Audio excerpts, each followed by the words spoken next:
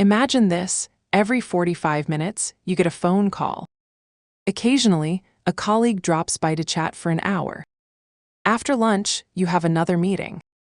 Before you realize it, the clock strikes 5:00 p.m. and you haven't accomplished anything today.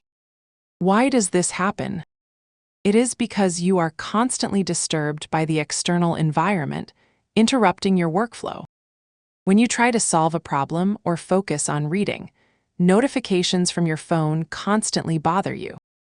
You reply to messages, check how many likes you got, and suddenly the day has passed without you achieving anything.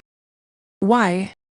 It's because you are constantly distracted by external influences, and your brain naturally prefers doing simple tasks first. So, how do we fix this? How can we work more effectively? How can we work for just 3 hours, but achieve the efficiency of a full day? How can 1 year of work yield tenfold success? To do this, we need a capability that is indispensable in today's economy: deep work. This is also the content we want to share with you today through the book Deep Work by Cal Newport. He graduated with a Ph.D. from MIT at just 35 and became an associate professor at Georgetown University, a prestigious 200-year-old institution, by the age of 39. This book reveals how this young professor used the power of deep work to achieve extraordinary success. What is deep work? First, let's understand what deep work is. Deep work is the ability to focus without distraction on a cognitively demanding task. This method allows us to create new value, improve skills, and develop an ability that is hard to replicate. The opposite of deep work is shallow work. This refers to non-cognitively demanding, logistical-style tasks, often performed while distracted. These tasks do not create much new value in the world and are easy to replicate. In a book titled The Talent Code, referenced in the transcript regarding the physiology of expertise, research on deliberate practice provides us with a physiological basis. When we practice something deliberately and repetitively, our brain produces more myelin. If we constantly engage in shallow work, the amount of myelin decreases and our brain's connectivity weakens. Therefore, training the capacity for deep work is incredibly important. The significance of deep work: what meaning does deep work bring to us? 1. Efficiency and success in the new economy. First, deep work helps us work more effectively and achieve more success. According to the author, there are 3 types of people who will thrive in the new economy: high-skilled workers, those who can work with intelligent machines, e.g., high-level programmers, data scientists. They will create increasing value. Superstars, those who are the absolute best in their field, e.g., top entertainers or top professionals in any industry. The owners, capitalists with the money to invest in new technologies and sectors. To become one of these people, practicing deep work gives you 2 core abilities: the ability to quickly master hard things, complex tools and systems. The ability to produce at an elite level, in terms of both quality and speed. 2. Happiness and satisfaction. The second significance of deep work is that it improves life satisfaction. The book mentions the concept of flow, a term coined by psychologist Mihaly Csikszentmihalyi. Flow is a state where we are so immersed in an activity that we forget ourselves and everything around us. Csikszentmihalyi spent years researching happiness. Many believe happiness comes from having lots of money or relaxation. However, he discovered that while a lack of money affects happiness, having a lot of money doesn't guarantee it.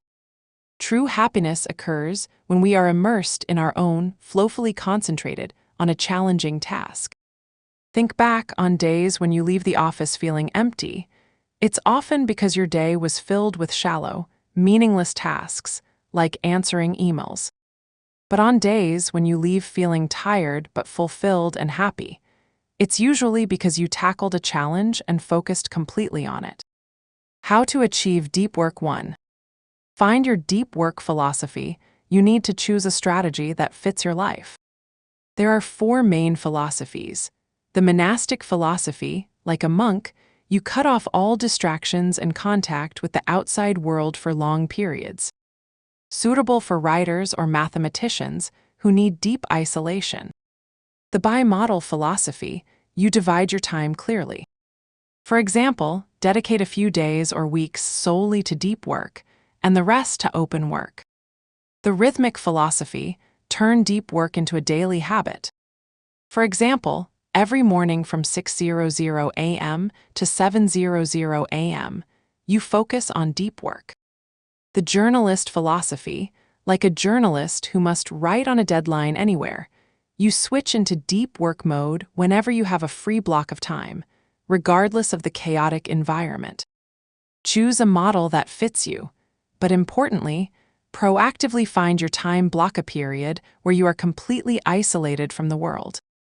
Try waking up early, turning off your phone and notifications, and focusing for 2 hours. Once finished, you will feel a sense of peace. This is when flow appears. 2. Build habits and track progress. Deep work requires discipline. To make it a habit, you must track it. A very effective method is the chain method, often attributed to Jerry Seinfeld. Create a calendar. Every day you successfully complete your deep work session, mark a big X on that day.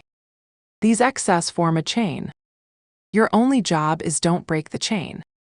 Visualizing your progress motivates you to keep going. This applies to other habits too, like exercising for 30 minutes or learning 10 new English words daily. 3. Rest and embrace boredom. Finally, you must rest properly and learn to love boredom. Rest, an average person can only do deep work for about 4 hours a day. Pushing beyond that depletes energy. You need to let your brain recharge, e.g., walking in nature, meditating. Embrace boredom. In modern times, we can't stand silence. Waiting in line for coffee. We check our phones. Stuck in traffic. We check notifications. You might think this is just killing time, but it's harmful. If your brain is constantly stimulated, it never rests. When you finally try to focus, you won't have the energy.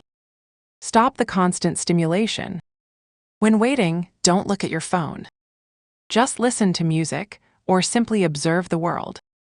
Let your brain be bored.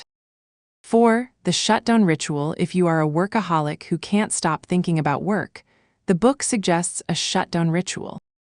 Before leaving work, write down what you accomplished and make a plan for tomorrow. This tells your brain it is safe to let go of work and officially rest. Meditation is also a great way to regenerate focus. That is the summary of the content we wanted to share from the book Deep Work. We hope these skills help you apply deep work in your life and career to achieve your goals. We are a channel sharing knowledge and skills for living, learning, and working to help you develop yourself and become a better version of you every day.